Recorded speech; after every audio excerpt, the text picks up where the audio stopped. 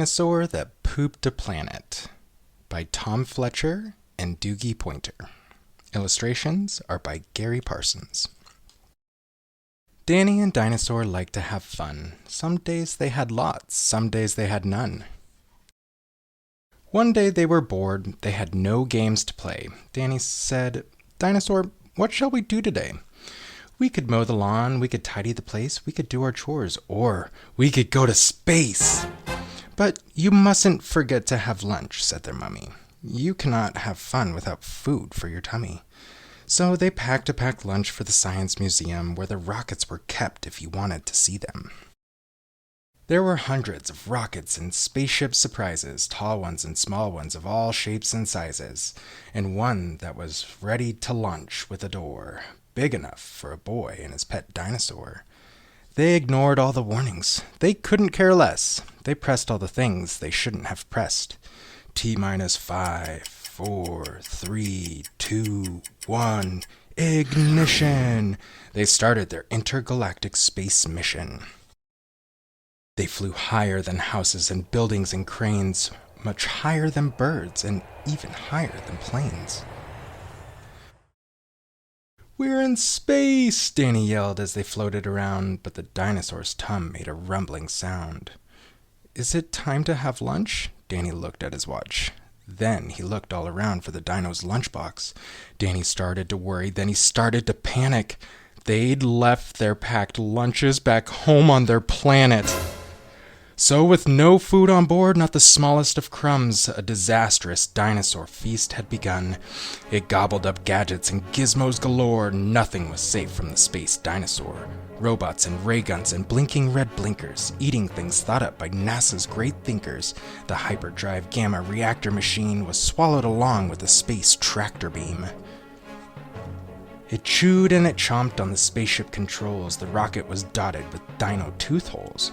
Inside it was bare, the spaceship was empty. Outside there were more things to eat. There was plenty. It broke down the door with a cool ninja chop.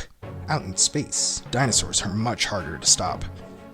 It chomped on the moon like a big chunk of cheese, then shoved even more in its mouth with a squeeze. It munched on the Martians from Mars and their cats. Their cats are like ours, but their cats wear cool hats. Satellites, Saturn, and 6 supernovas, shape-shifting saucers, and 7 space rovers. It guzzled 5 gallons of fuel from the tank, and Danny's jaw dropped as he watched what it drank. With a crunch and a crack and a nom-nom-nom-nom, in one dino gulp, their rocket was gone. Now nothing was left. All Danny could see was a fat dinosaur where the rocket should be. And so they were stranded with no way back home. Just Danny and Dino in space all alone. Now Danny was crying. He cried and he cried. He cried and his tears filled his spacesuit inside. Unless they were going to stay there forever, the dinosaur needed to do something clever. With the feeling of guilt deep down in its gut, its brain brewed a plan involving its butt. It knew there was only one thing it could do to get them back home. It needed to poo! Like a poop-powered rocket, the dinosaur flew. Dan hopped on its back and watched as it pooed. It pooed out the robots and ray guns and blinkers. The things NASA's thinkers thought up were now stinkers.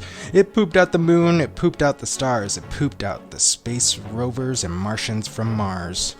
When Danny looked back, he could see a poop trail from far out in space to the dinosaur's tail. They headed for Earth and they started to orbit. It pooped on the clouds, but the clouds just absorbed it. They flew past the buildings and streets of their town, leaving the houses all smelly and brown, and finally landed back down on the ground. "Hooray!" Danny cried. "We are home, safe and sound." They looked to the sky, and the things that were pooed had formed a poop planet right next to the moon. And so Danny promised to listen to Mummy, because fun is not fun without food for your tummy. And just when you thought all the pooping was done, a Mars cat plopped out of the dinosaur's bum.